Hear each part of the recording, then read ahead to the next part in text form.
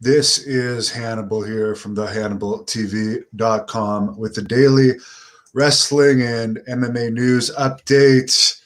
Candy Cartwright, the wrestler, I don't know if she's still active or not, that accused WWE star Matt Riddle of choking her and forcing her to perform oral sex on him, has dropped the lawsuit, according to TMZ.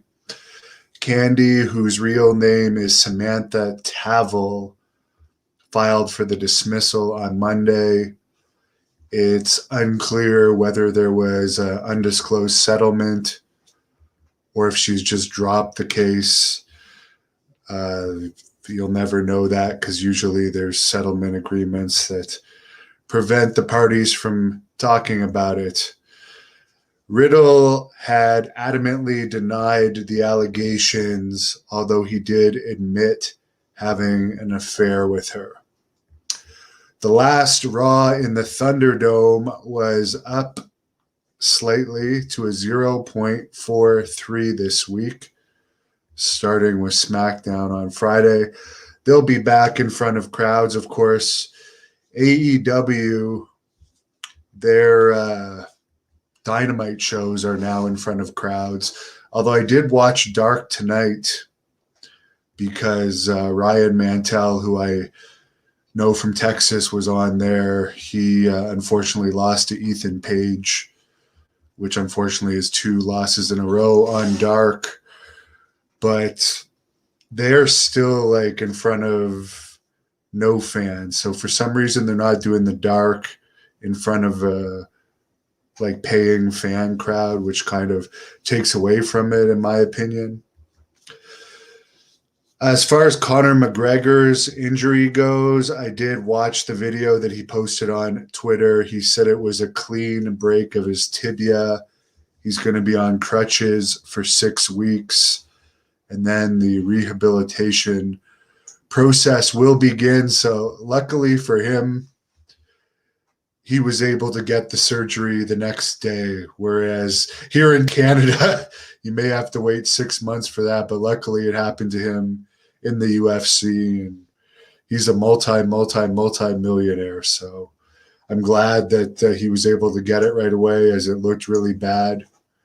And I'm sure he is going to fight again. He's already trash talking from the hospital bed. The Slickster himself, the Doctor of Style, is supposed to be doing an interview with me on Thursday. Mick Granahan says, hello, Hannibal. Mick's partial farts. Doesn't seem to be a fan of Matt Riddle. I get along with Vince Russo, but I don't like the term bro. So I could never, first of all, Matt Riddle is not my style of wrestler, but I could never get into someone that says bro all the time. It's just an annoyance to me. I could take it in small doses, but here in Canada, people don't say it that often. So that just doesn't get over with me as a character. As Mitch Miller says, Jive Soul Bro, of course, is what the Slickster was famous for. I don't mind it in that song. Jose, it's the same time in Florida as in Canada, 3:16 a.m., as Steve Austin would say. I'm going to go out to run in a few minutes. I've been waiting for the rain to die down here because it's been raining.